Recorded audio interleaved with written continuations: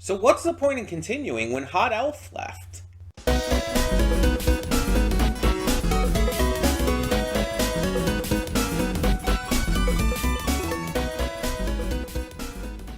Hey everyone, welcome to Princess Gay. I'm your host Connie, and today we are here with episode 12 of Frieren. And last time we met another elf, and he was pretty hot. He was also a monk and was very fit, very dutiful. But because of his age, we find out that he's like a lot older than Frieren. Because of his age, his deeds and actions have long gone unremembered. It's just a matter of how humanity has, because of their short age spans comparatively, just not been able to pass along the stories of what he's done for this long. And it's a really interesting thing to touching on legacy and your impact on the world. Because it's implied that he had a notable impact, that he did some great deeds, but that they have gone to this point of being forgotten due to just age. And that does happen. That happens in real life too.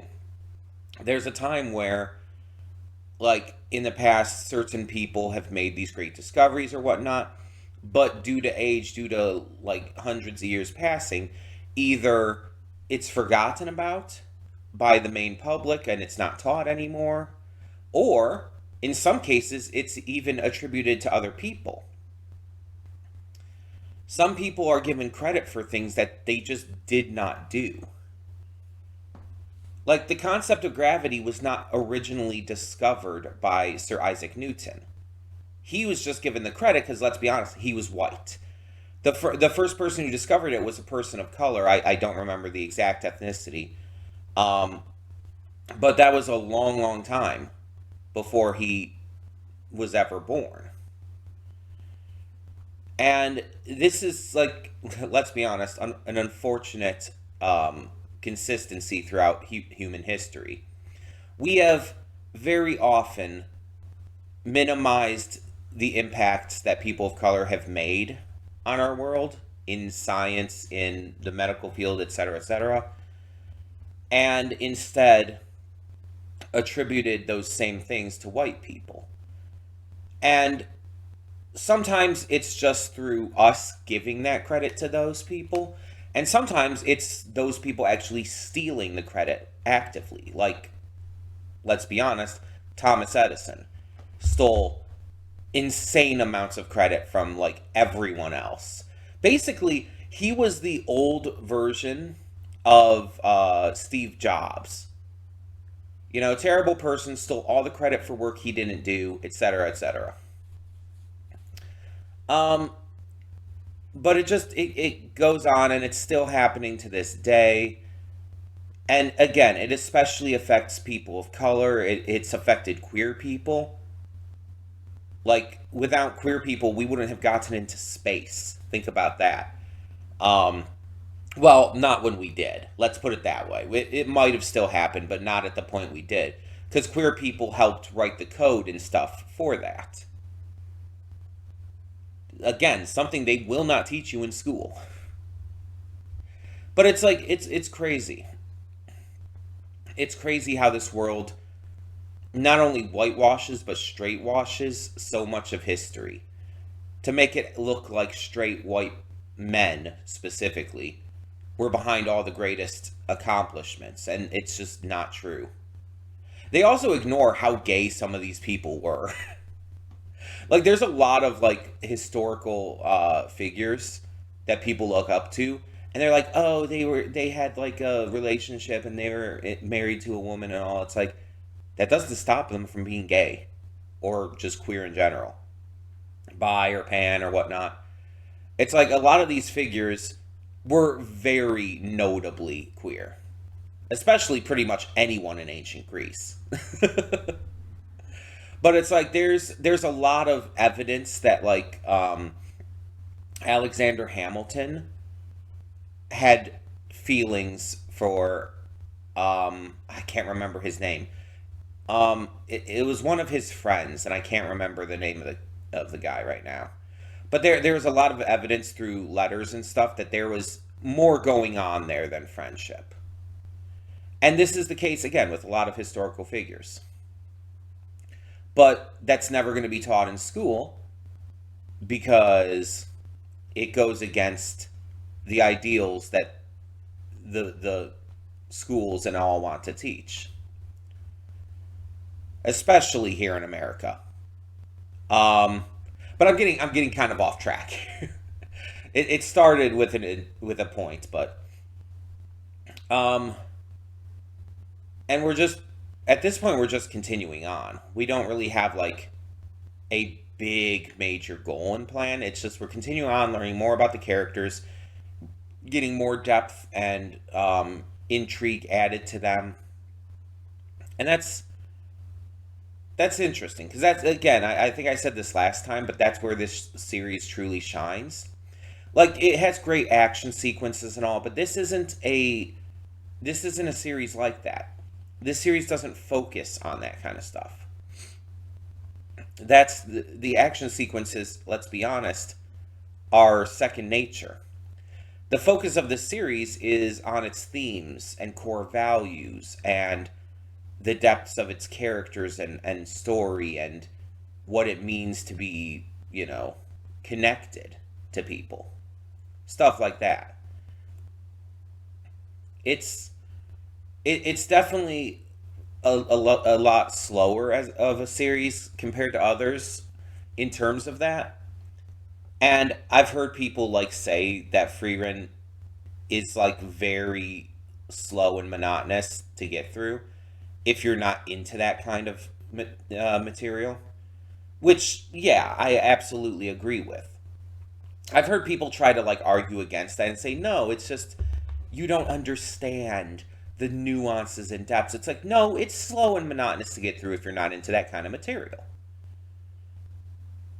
Like, yeah, there's nuances and depths to the series. No one's going to argue that. But that's not the point. Some people crave certain things when they watch anime or cartoons or live action shows or anything, really. And some people don't like shows that are slow like this. And this show is slow. The pacing is very slow, and it's meant to be. Don't say it's not just because you like it. It is very slow. That is the intent. Especially, like, considering the narrative themes of this with Frieren and how she sees the world, it is definitely intentional. But again, that's like making a point. It's meant to be slow because that's what it's going for. But that's not going to work for everyone, and that's fine. It doesn't need to.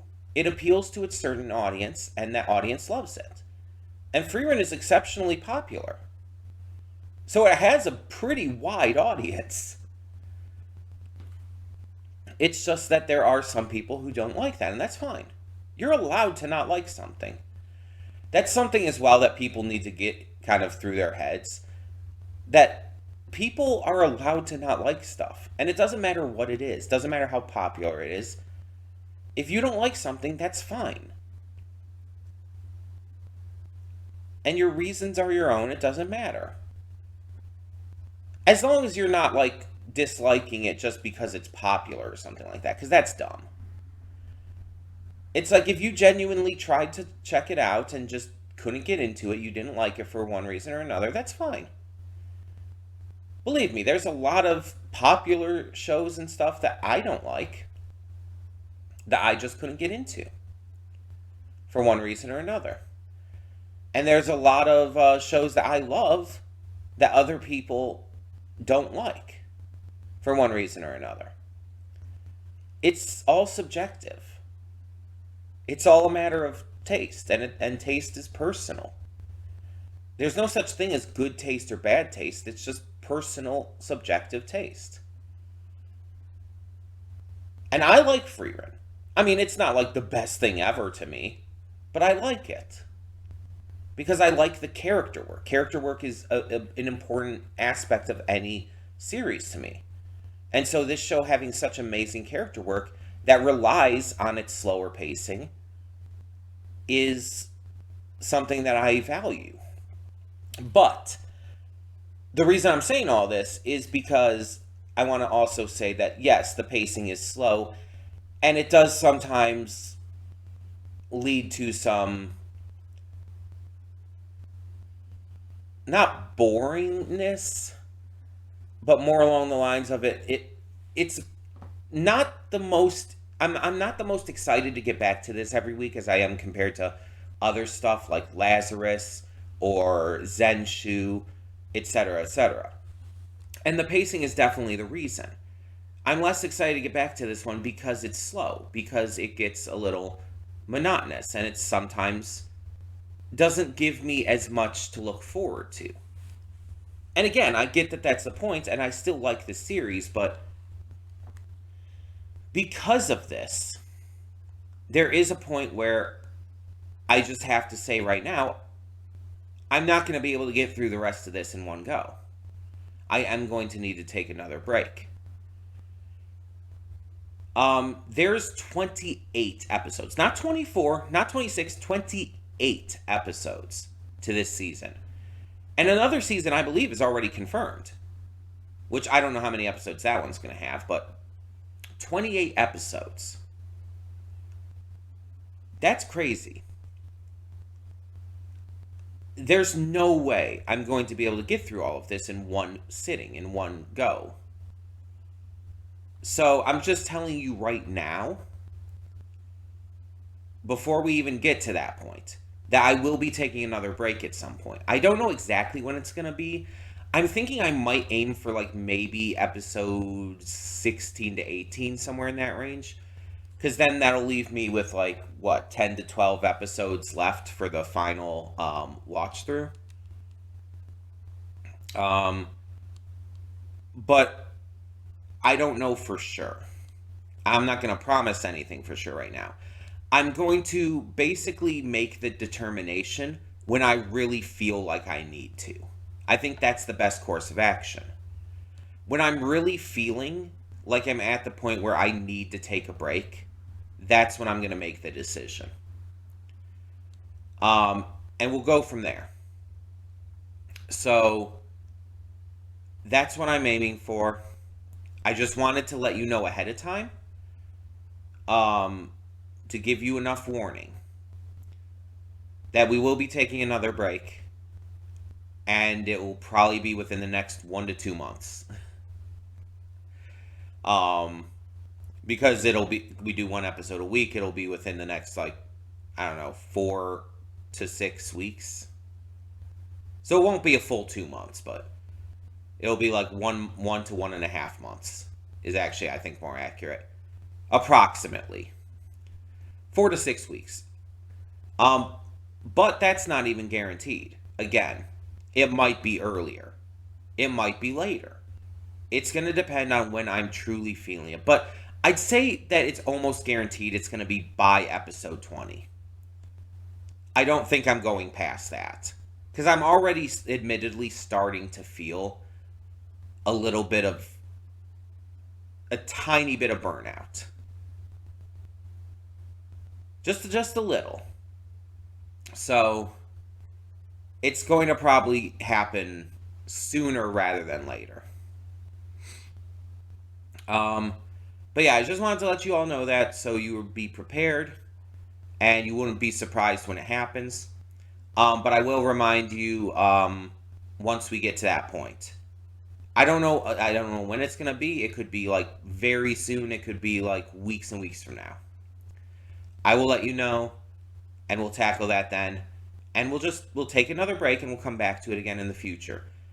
It's like, again, 28 episodes. That's a lot. That's a lot to just get through,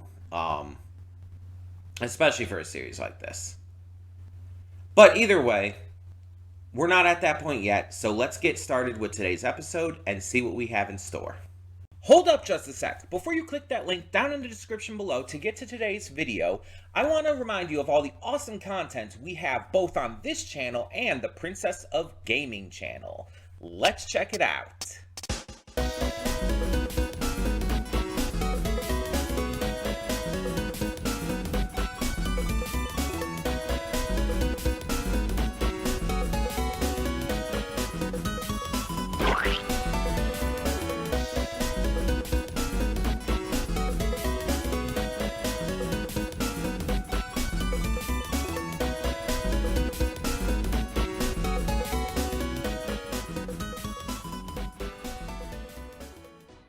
And we are back, and we'll begin with spoilers in 3, 2, 1, now.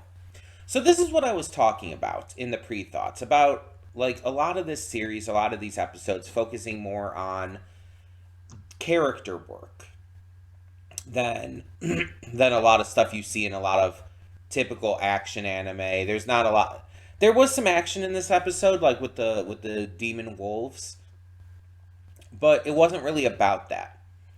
The episode was more about like giving Stark some development that, let's be honest, he did kind of need, and growing his character and his relationship with the others.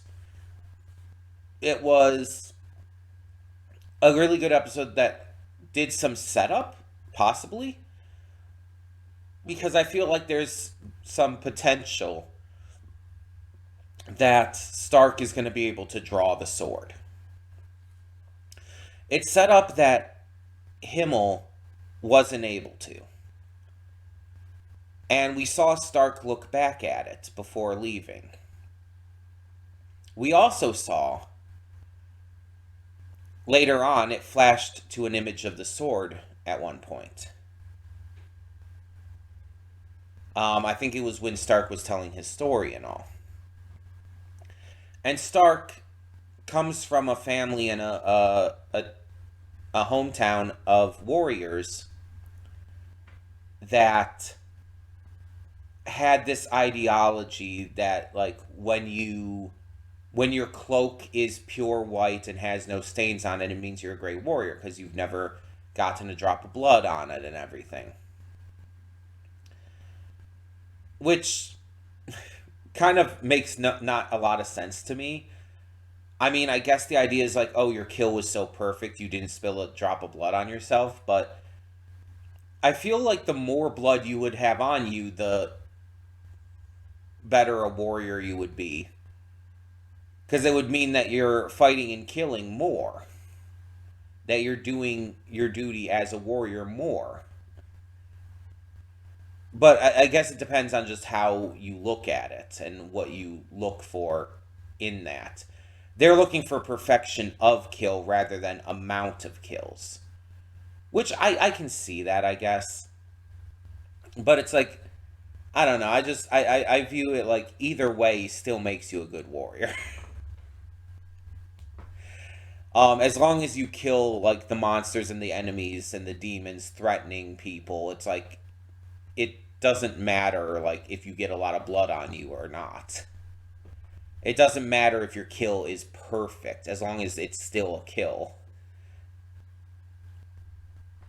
But he comes from these people like this, to the point where it's like even his father was like talking about like how like almost ashamed he is of him. And when his brother went, Stoltz I think was his name, went to talk to him, his father's like, don't bully him too much, I'm going on ahead. So his father expected Stoltz to bully him, to look down on him and mistreat him because of how weak he is. And he's like a kid. He's like super young at that point too. It shows that they had like unrealistic and frankly disgusting expectations for the people in their tribe at too young of an age. And we saw that Stoltz was luckily a very nice guy. He was extremely kind to his brother, even made him the Hamburg steaks on his birthday, which he directly stated, don't tell dad, which means that he was doing it behind his father's back, and it was something that his father would actively disapprove of, and probably even be upset, like actively very upset by, to the point of probably doing something pretty bad. But on top of that, we also find out, like, at first we're told that Stark ran when the village was invaded by demons, and, like, he has no idea what happened to his family and all. But we then find out shortly after that it wasn't just that he ran, he was told to run by his brother. his brother told him to run so he could survive. You could clearly see that Stark didn't want to do it. That it upset him to run. But he did so because his brother told him to. And he not only trusted his brother, he not only loved him, but he wanted to honor him. And this kind of goes back to when we first met Stark and everything, and he's like shown as being like kind of cowardly. But at the same time, we also see throughout this series that Stark doesn't back down. He may be scared, but he always fights. Stark very much comes across as a genuinely courageous, true warrior to me. And honestly, with all the setup they're doing with the sword, I really think Stark is going to be the one to pull it out. And I really think that's going to be like as big of a deal as it should be. Because Stark, I mean, kind of deserves to be the one to do so. At this point. I don't know, like, if it's going to happen right away or if they're going to wait to do it, but it is really interesting that they're setting this up. And it's also interesting, like, we're seeing the passage of time, but it's unclear exactly where it's at. At least unless you pay, like, very specific attention to every year as it passes. Because we know, like, it was like the 29, at the beginning of this episode, it was like 29 years after the death of Himmel the hero. And then before the start of the second part of this episode, where they're in the town and it's, you know, Stark's birthday and all, it's like it said 30 years. So it's like a year has passed. In between, like, or again, maybe not exactly a year, but somewhere around the range of, like, months at least have passed since the first part of this episode to the second part. Showing that this is a very long journey that they're going on, which we knew. We knew it took 10 years for Frieren's original party to get through, to go to where they were going. The Demon King's castle and all. So it's not unbelievable that this would take a good amount of time to go through. So the characters, this is one of those rare shows where the characters actually are, like, actively aging up the entire time. And I don't know exactly what all of their ages are at this point, because we don't know Frieren's age at all. Stark is 18 at this point. The 30-year point, he's 18. Don't know about Fern at the moment. But yeah. We could probably find out Fern if we, like, looked back on episodes and, like, found out, like, oh, if it mentioned her age at any point, like, what the year it showed to be was at that time. But I don't remember. I'm bad with remembering that kind of stuff. I probably won't even remember that, like, the year for Stark turning 18 was the 30 years after Himmel's death. I probably won't remember that exact specific thing. So, I don't know. We'll see. We'll see how it all goes. And I wonder if there's, like, a timeline. I don't want to look it up because I'm worried there would be obviously spoilers. But, I mean, I guess if I looked up only the first part of it.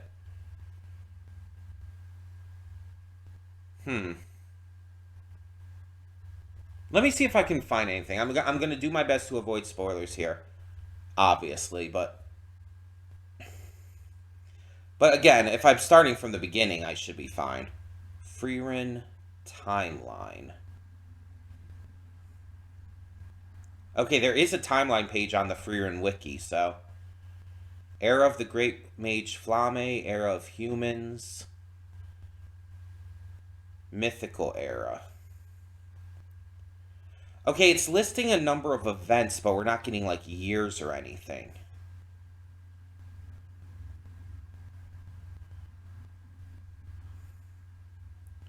Yeah, it shows them bullet pointed.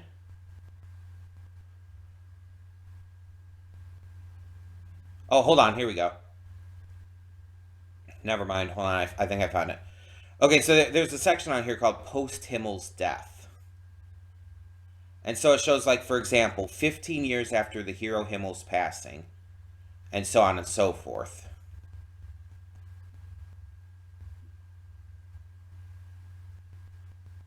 Okay, like, for example, 20 years after the hero Himmel's passing is chapter 2 of the manga. Frieren seeks out Hader in the outskirts of the city of Straw and encounters Fern. It doesn't say what Fern's age at that time is, though. And it was 4 years later, after first encountering Fern, that Hader passed away, and Frieren and Fern set out on the journey together. Now, it did say that Fern took the mage exam, which we found out about the other episode, at that same time, and was the youngest ever to pass it. Okay, I want to try and figure out, like, I want to see if I can find this. Fern's age when meeting Frieren.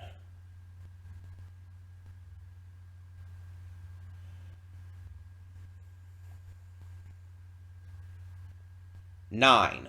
Okay, here we go. We have actual information here, and I have not seen any spoilers yet. So Fern was 9, 20 years after the hero Himmel's passing, meaning currently 30 years after Himmel's passing, she would be 19. So she's a year older than Stark, which I believe that. That doesn't surprise me or anything. So she was 13 then, when she and Fern actually started their journey together after Hader's passing. Okay. Okay. We're getting information here from looking things up, because I don't remember if it said she was 9 at the time. Because I just don't remember at this moment. It might have. It absolutely might have. I just don't remember. But, so she was 9. She is now 19, currently. But again, we're going to definitely see the passage of time continue. She's 19. Stark is 18. Frieren's age is unknown. She's over 1,000. We know that. We don't know exactly how much over, though. So, yeah, that's pretty fascinating. That's pretty exciting to, like, find that out. Um, and it's really cool that we have continued to see this passage of time. That these characters are actively aging up. Because, again, you don't normally see that in a lot of shows. In fact, I'm trying to think of other shows where we actively see, like, a passing of time. I'm not counting, like, a time skip. That's a different thing, because that's, like, just a sudden change. I'm talking, like, where the passage of time continues throughout the entire show.